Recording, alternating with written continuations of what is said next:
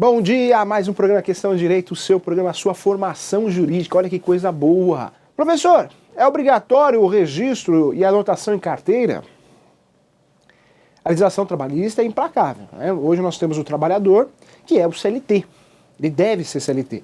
Ah, professor, mas tem o estatutário. O estatutário, na verdade, deixou de ser utilizado a partir do momento que criaram a CLT, que criaram o depósito, o FGTS. Todo mundo é obrigatório ter registro? Depende do contrato. Nós temos alguns serviços que a origem do serviço é autônoma, né? O advogado, o corretor de imóveis. Ah, então o corretor ou advogado não pode ser registrado? Claro que pode. Se ele tiver os requisitos de um trabalhador, ele deve ser registrado, porque senão ele pode recorrer com uma reclamação trabalhista e pedir o vínculo, né, a declaração desse vínculo empregatício. Quando que eu sei que eu sou empregado, professor? Quando eu sei que eu tenho um empregado. E aí o X da questão, por quê? A intenção é alertar você, corretor, que tem escritório, você, proprietário de imobiliária, corretor proprietário de imobiliária, porque a gente tem que lutar pela justiça, então a justiça tem que ser feita. E aonde você, proprietário, corretor, não vai ser prejudicado com uma futura ação trabalhista, ou você, corretor, que está trabalhando para uma construtora, para um empreendimento imobiliário, não vai ter direito de processar esse empreendimento imobiliário. Quando que acontece isso? Como que eu vou me resguardar como empregador ou como empregado? Então a intenção é esclarecer essas dúvidas e fazer você enxergar. Em relação ao vínculo empregatício, o corretor de imóveis, o advogado, não pode ter vínculo empregatício. Não é verdade. O vínculo empregatício ele existe quando? Quando é cumprido os requisitos trabalhistas. Primeiro requisito, onerosidade. Esse é difícil fugir. Né? Você que é proprietário de uma imobiliária, proprietário de um escritório de corretagem de imóveis, é difícil fugir. Por quê? Quando a gente fala de um sujeito que nos ajuda, um colega que nos ajuda, ele também vai querer receber. Seja mensal, semanal, por dia, isso não inibe o vínculo empregatício. Essa não é a questão. A onerosidade é trabalhar, ninguém trabalha sem ganhar. Né? Na verdade, o único trabalho que você não tem a remuneração é o trabalho voluntário. Então é diferente. Quando você tem a onerosidade, é um requisito difícil de fugir. Outro requisito importante, a habitualidade, o sujeito tem que voltar e ter expectativa de retorno. Né? Então ele trabalha todo dia, todo dia. Subordinação, outro requisito importante, e aí que está, né? Esse requisito, sim, dá para você fugir dele. Professor, quando que eu vou fugir desse requisito de subordinação? O sujeito chega atrasado e você vira para ele e fala, vou te dar uma advertência, vou te dar uma suspensão. Você está deixando claro que existe uma subordinação, mais um dos requisitos trabalhistas. Mais um dos requisitos que vai realmente provar que o sujeito tem vínculo empregatício. Ah, professor, então eu tenho uma imobiliária, eu tenho um escritório de corretagem, de serviço de consultoria imobiliária, eu nunca vou dar uma advertência para ele, não vou pegar no pé dele. Não é isso, a orientação faz parte, né? Disciplina faz parte de qualquer trabalho. Só que a gente precisa deixar claro, o que não pode existir é aquela obrigação de horários. Porque se tiver essa subordinação, o corretor, ele com certeza ele começa a criar um vínculo empregatício. E aí sim, nasce o direito de ele processar a imobiliária, processar realmente a construtora, para pedir o vínculo empregatício. Então muito cuidado com isso. Explicamos no programa anterior a diferença de processo do trabalho e direito do trabalho. O direito do trabalho ele vai regulamentar as questões materiais, os direitos em si, hora extra, adicional noturno, periculosidade, o direito do trabalho. O processo do trabalho ele vai esclarecer as regras dos procedimentos trabalhistas. Né? Nós temos aí a primeira instância também, segunda, terceira, primeira instância a vara do trabalho, juiz do trabalho, segunda instância, o TRT, Tribunal Regional do Trabalho. Terceira instância, né, Tribunal Superior do Trabalho. Nós temos, então, a divisão da Justiça do Trabalho. O direito também é dividido, nós conversamos sobre isso, em competências. Como assim, professor? Eu posso ter uma imobiliária ou um escritório de corretagem e ter vários processos de competências diferentes? Claro. Você pode ter um processo disciplinar. Por quê, professor? Porque você praticou um ato considerado não ético pela classe. Um exemplo, cresce, pronto, você tem um processo disciplinar. Aqui não cresce. Você pode ter um segundo processo criminal, exercício legal da profissão, você está exercendo a profissão de corretor e não é corretor, ou alguém dentro do seu escritório está exercendo a profissão de corretor e não é corretor, exercício legal da profissão. Você pode ser processado trabalhista e ainda pode ter um processo civil. Ah, professor, como eu vou evitar isso? Conhecendo a lei, conhecendo a legislação. É a melhor forma de você evitar processos, né? Para evitar, a pior coisa que tem é você errar por desconhecimento, né? Existe o errar por má fé, mas por desconhecimento é muito ruim, porque você não quer errar, você não tem má fé, e depois pode pagar por isso. Então nós temos que deixar claro que a diferença do direito do trabalho é o direito material, que ele esclarece o que é uma hora extra, o que é o intervalo entre a jornada. Já o processo do trabalho são os atos e procedimentos pré-determinados na Justiça do Trabalho, igual lá no processo civil, só que é da Justiça do Trabalho. Professor, e quando a lei é omissa no processo de trabalho? Nós vamos lá no Código de Processo Civil e buscar informações lá no Código de Processo Civil na omissão da legislação trabalhista em relação ao processo também. Quando eu falo de hora extra, é importante deixar claro que a lei, a legislação, né, a CLT, protege quem? Protege o trabalhador, protege o empregado. Porque ele é a parte mais frágil na relação. Se não tivesse legislação trabalhista, o trabalhador com certeza ele não ia ter uma proteção, como tem hoje. Mesmo com essa proteção, a gente sabe que existem várias abusividades por aí. O mesmo ocorre no direito do consumidor, que tem a Lei 8.078, que protege o consumidor, porque tem a parte mais frágil também, a parte mais fraca nessa relação contratual. Nós temos também um exemplo disso, a lei do inquilinato, que protege o inquilino, por isso a gente fala lei do inquilinato. Na omissão, um contrato mal feito vai ajudar quem, professor? Vai ajudar o inquilino, porque ele que é mais frágil nessa relação contratual. Então, o direito, na verdade, a legislação material, ela vem proteger sempre o mais fraco, para equilibrar a situação, equilibrar o negócio. O direito do trabalho é isso. Professor, como que o direito do trabalho ele vai equilibrar essa situação nesse contrato de trabalho, como um contrato de adesão, porque é praticamente um contrato unilateral. Como assim, professor? Como é um contrato unilateral? Você faz a entrevista numa empresa, numa imobiliária, você faz uma entrevista numa construtora, e a construtora te dá um contrato. E fala, olha, esse contrato nosso, esse é o nosso contrato de trabalho. Você vai ficar discutindo aquelas cláusulas contratuais? Olha, eu não aceito essa cláusula aqui também eu quero alterar. Você vai fazer isso? Você não vai, senão a empresa não vai te contratar. Então o contrato de trabalho, eu entendo que é como se fosse um contrato na relação de consumo, é um contrato de adesão, você tem que aceitar, você não vai ficar discutindo as cláusulas contratuais. Nós discutimos as cláusulas contratuais em contratos que realmente a gente pode pactuar, né, compra e venda, cessão de direitos possessórios, contrato de corretagem. Esses contratos sim nós vamos pactuar honorários, valores, prazo, multa, rescisão. Já o contrato de trabalho e o direito do consumidor você não vai conseguir pactuar muita coisa não. Né? Na verdade você não pactua nada. Se pactuar é alguma coisinha ou outra, senão você não vai ser nem contratado. Então a verdade é essa. Quando eu falo do direito do trabalho, a intenção do direito do trabalho é proteger o trabalhador. Então o direito do trabalho, a legislação trabalhista, ela criou vários adicionais. Como assim, professor? Vamos lá. Trago como exemplo o adicional de periculosidade. Se o sujeito corre o risco de morrer de uma vez, periculosidade. Se o sujeito morre aos poucos, insalubridade. Fácil de guardar assim. Por quê? Como assim morrer de uma vez? O sujeito pode tomar um choque, uma explosão, periculosidade. O sujeito ele tem acesso a um produto químico, ele acaba sentindo o cheiro de um produto químico que vai fazendo mal dia a dia para esse trabalhador, insalubridade. Então, periculosidade mata de uma vez, insalubridade mata aos poucos, mais fácil, mais didático para você guardar assim. São adicionais para evitar o quê? Para evitar o desgaste desse empregado. Então, é uma forma de punir o empregador. Outro adicional que foi criado, com certeza, é o adicional de hora extra. Por quê, professor?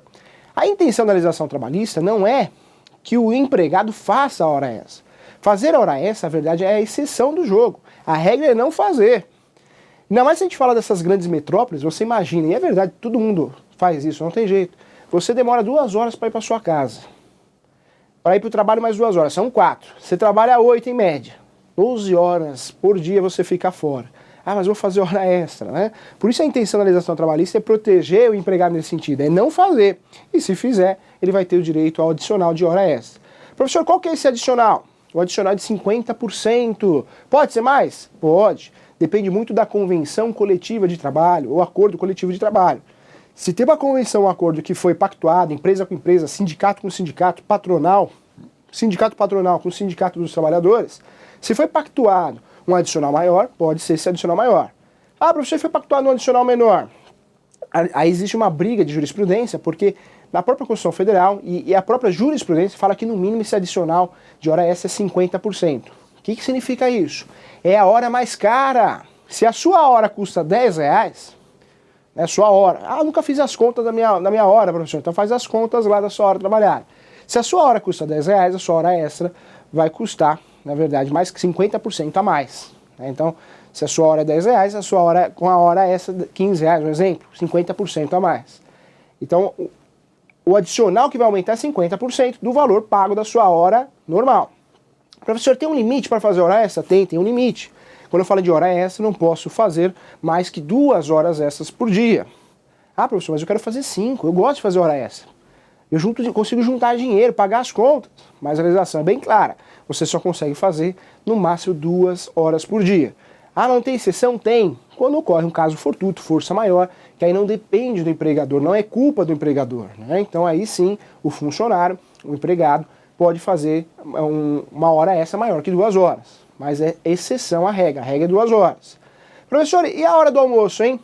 Hora do almoço, nós temos, na verdade, no mínimo 1 hora, no máximo 2 horas para almoçar, segundo a legislação trabalhista.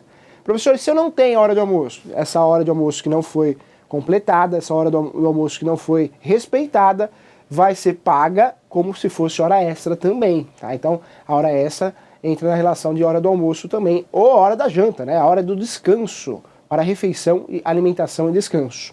Quando fala de hora extra, a intenção não é só aquela hora extra ao final do período da jornada de trabalho. Ah, professor, eu saio às 7, se eu ficar até às 10 eu tenho direito a hora extra, né? A intenção não é, a hora extra não é só aquela hora trabalhada posterior ao contrato de trabalho, posterior à saída. A hora extra é toda aquela hora que é feita extra ao contrato de trabalho. Como assim? Hora de almoço, quando eu chego mais cedo, 2 horas antes. Então não é só na saída, pode ser considerada antes do horário que deveria ter entrado na empresa, ou após, ou ainda na hora do almoço. Hora essa é aquela hora fora, é suplementar, ordinária. É aquela hora fora a hora que eu presto serviço, fora a hora do contrato de trabalho. Professor, eu chego todo dia na empresa 5 minutos antes, 10 minutos antes, eu tenho direito a hora extra. Não. A legislação trabalhista, ela considera que de 5 a 10 minutos não é nenhum acréscimo e nenhum desconto. Ou seja, a empresa não pode descontar 10 minutos, é a tolerância, hein? De 5 a 10 minutos. 10 minutos é a tolerância para você chegar mais cedo ou chegar mais tarde. Então, isso equivale para o empregado e o empregador. Professor, eu tenho função, sou empregado. Chego todo dia 10 minutos mais cedo. Eu não tenho hora extra? Não, porque está dentro da tolerância, de 5 a 10 minutos. Professor, eu sou dono de uma imobiliária, sou corretor de imóveis e os meus funcionários, eles chegam após, né, sempre 10 minutos atrasado. Não é considerado atraso, de 5 a 10 minutos. A legislação entende que é mera tolerância, ok? Então é importante você saber. Em relação à hora extra ainda, lembrando sempre que nós temos o adicional noturno. Então se o sujeito faz uma hora extra e ultrapassa as 22 horas, a hora noturna urbana, ele tem direito ao adicional noturno também, que nós vamos falar numa outra oportunidade. Importante lembrar. Bom, então vamos lá. Olha o material de reforço aí para você. Direito do trabalho você já sabe que é material. Processo de trabalho é o procedimento do processo da reclamação trabalhista, hein? Reclamação trabalhista é a ação trabalhista, aquela ação que você vai buscar os seus direitos. O vínculo empregatício, as horas extras, o adicional noturno, aquela hora de almoço não respeitada, tudo isso é buscado pela ação trabalhista. Nós temos a rescisão indireta, né? A rescisão indireta é aquela situação que o empregador deu motivo para que o empregado possa realmente receber todos os direitos relacionados ao contrato de trabalho, uma vez que o empregador deu motivo. Como assim, professor? O funcionário ele trabalha sob pressão, o funcionário ele trabalha com ameaças, o funcionário ele trabalha no ambiente que ele é humilhado. Esse funcionário pode ingressar com uma ação chamada rescisão indireta. Ele está pedindo a rescisão do contrato, porém o empregador terá que pagar todos os direitos desse funcionário como ele tivesse demitido, né, dispensado esse empregado. Então vira o jogo, porque quem deu causa é o empregador, mas um direito que nós temos também. Professor, o que é considerado a jornada de trabalho brasileira? Qual que é? A jornada de trabalho convencional, a mais comum, é de 8 horas diárias, hein, e 44 semanais. Tem empresa, para descontar as horas aí de almoço, trabalha aos sábados, né? Então repõe aí para descontar as horas, para bater as 44 horas, né, horas semanais, ela acaba trabalhando de sábado durante um período para bater essas horas, essas diferenças aí também. Lembrando sempre que nós temos alguns serviços específicos que a jornada é outra, né? O bancário é um exemplo disso, salvo o cargo de confiança, o gestor, o gerente de conta corrente, o gerente geral da agência, que tem um cargo de confiança é diferente, mas o bancário é 6 horas, né? Tem uma jornada de trabalho de 6 horas diárias aí também. Então é importante deixar claro também. Professor, então qual que é o adicional? Mínimo. Não pode ser menos que isso, pode sim ser superior, 50% a jornada de trabalho normal. Então 50% é a hora extra. Professor, não sei fazer o cálculo da minha hora extra, é só você somar 50% da sua hora normal. Você tem que chegar à conclusão da sua hora normal trabalhada, é 50%, esse é o cálculo. Professor, e a mulher, hein? A mulher recebe uma hora extra diferenciada, algo nesse sentido? Não. Existe a proteção da gestante, a gestante é uma outra situação, é um outro direito trabalhista do trabalhador, do empregado. Em relação à hora extra, não pode ter distinção, na verdade, em nada, né? Não podemos ter distinção em nada entre homem e mulher, inclusive salários. Pesquisa recente demonstra ainda que, infelizmente, as mulheres ainda recebem menos que os homens, né? Mas não pode ter essa distinção facilmente numa reclamação trabalhista, se pedir essa equiparação de salário e provar que tem esse sujeito, homem, que recebe mais que você, mulher, você com certeza vai conseguir essa equiparação salarial, porque não pode ter distinção entre sexos, né, pessoas, não pode ter distinção. Isso é discriminação, não pode, ok? E o trabalho menor? Menor tem direito à hora extra? Cuidado, hein? O menor não deve fazer hora extra, existe uma proibição. Professor, como que o menor vai trabalhar? Ele pode? Claro, o menor trabalha como aprendiz, né? Então ele pode trabalhar assim a partir dos 16 anos. E esse menor, se ele trabalha na sua empresa ou na empresa de alguém que você conheça, é importante deixar claro que ele não pode fazer hora extra. O menor, existe uma diferença em relação a vários direitos. O menor não corre prescrição. Na trabalhista nós temos duas prescrições. Quando você sai do trabalho, você tem 2 anos para processar essa empresa através de uma reclamação trabalhista. Professor, eu saí daquela imobiliária, eu saí daquele consultório ou aquele escritório. Quanto tempo eu tenho para processar essa empresa? Você tem 2 anos, é a prescrição bienal, você tem 2 anos. Depois de 2 anos, aí você realmente não pode processar porque você perdeu o seu direito, prescreveu o seu direito. Então você tem 2 anos. Tem a prescrição quinquenal, por mais que você tenha trabalhado 15, 20 anos numa empresa, você só pode reclamar os últimos 5 anos. Saí da empresa, posso processar a empresa em até 2 anos. Bienal, prescrição bienal.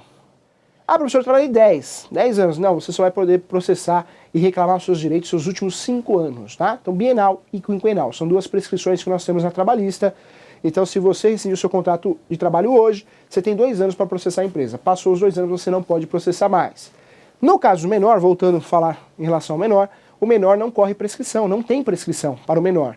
Ele não tem essa prescrição de 5 anos, não tem essa prescrição de 2 anos após o encerramento do contrato de trabalho. Então, o menor não tem prescrição. Menor fica proibido o menor fazer hora extra. E o menor, é importante deixar claro também, em relação a serviços de periculosidade e insalubridade, também não pode trabalhar com serviços que realmente sejam perigosos ou insalubres. Ele não pode trabalhar com esse tipo de serviço, fica proibido, expressamente proibido também o menor, ok? Importante você saber. Professor, como que é o controle de profissionais que praticam serviços externos, né? Nós sabemos que a tecnologia está muito avançada, então aquele sujeito que trabalha numa empresa de TV a cabo, com certeza ele tem um aparelho, um celular, né? Não vou falar em celular, mas tem um iPod aí, ele está sendo fiscalizado. Já terminou o trabalho daí? Você saindo daí tem que fazer um outro serviço, uma instalação em outra casa. Então ele acaba, a justiça vem entendendo, a jurisprudência entende que ele está sendo controlado de certa forma assim. A regra é que quem presta serviço externo é não ter hora extra. Quem trabalha de forma externa é não ter hora extra. A regra. Mas se perceber de alguma forma, conseguir provar que existe algum controle, mesmo a pessoa trabalhando de forma externa, né, ou seja, na rua, vendedor, o vendedor, instalador de programas, esse sujeito, se eu conseguir provar numa reclamação trabalhista que ele, apesar de trabalhar de forma externa, não bater ponto, né, entrada e saída, se ele for controlado por algum aparelho eletrônico, tecnológico, ele terá direito à hora extra sim. Então toma muito cuidado com isso em relação. De regra, quem pratica serviço externo, trabalha na rua, não recebe hora extra porque não tem controle de ponto, ok?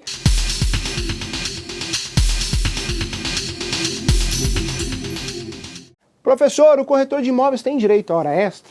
Quando o corretor de imóveis vai ter os direitos trabalhistas? Quando ele tem um vínculo empregatício, né? Então quando ele tem o devido registro e anotação em carteira de trabalho. E aí sim, se ele tem esse vínculo empregatício no contrato de trabalho, foi combinado que ele teria o registro, aí ele vai ter direito às horas extras. Por quê? Porque ele está seguindo a legislação trabalhista CLT. Então ele terá direito às horas extras sim. Professor, mas se é um corretor que foi contratado com um contrato de prestação de serviço, uma parceria, aí ele não tem direito ele não tem direito às horas extras, pode até ter uma ajuda de custo, gasolina, locomoção, mas ele não vai ter direito a essas horas extras. Hora extra, adicional noturno, entre outros adicionais, horas itinerantes e outros adicionais, só quando o sujeito é CLT. Ah, professor, mas eu tenho uma fraude contratual. Aí vai pedir uma declaração de vínculo empregatício, numa reclamação trabalhista, depois que declarado, aí vai pedir nessa mesma ação o reconhecimento de todos esses direitos, mas primeiro em ordem, né, uma ordem cronológica, aí você vai ter que pedir primeiro a declaração desse vínculo empregatício, que até então não existe, tá? Por isso é importante, fica a dica aqui, a intenção é alertar todos, não é influenciar a obter ações, nada disso, mas a intenção é praticar as coisas da forma correta. Então você corretor, você imobiliária, se você contrata um corretor e realmente não elabora o vínculo empregatício, né, não acorda isso, esse vínculo empregatício, anotação em carteira, é importante fazer um contrato de trabalho bem feito, um contrato de parceria, né, contrato de trabalho de parceria, onde esse corretor, ele ajuda você a vender e ele ganha, por isso, os seus honorários. Então é importante fazer esse contrato bem feito, deixar claro que não existe subordinação. Orientação é uma coisa, uma orientação para que tudo ocorra da melhor forma possível, né? Um horário de entrar, um horário de sair, se não tem disciplina, é ruim para todo mundo, para a imobiliária, para a construtora, para o corretor, não gera serviço. Chega lá, já pensou? Num plantão tem 50 corretores, no outro dia, no sábado, tem um, né? Fica desproporcional. Então a intenção, a orientação sempre, ela causa disciplina, mas subordinação não. Subordinação é pegar no pé, dar advertência, da advertência não só por escrito, mas verbal também. Toma muito cuidado com isso para não ter problema trabalhista, ok?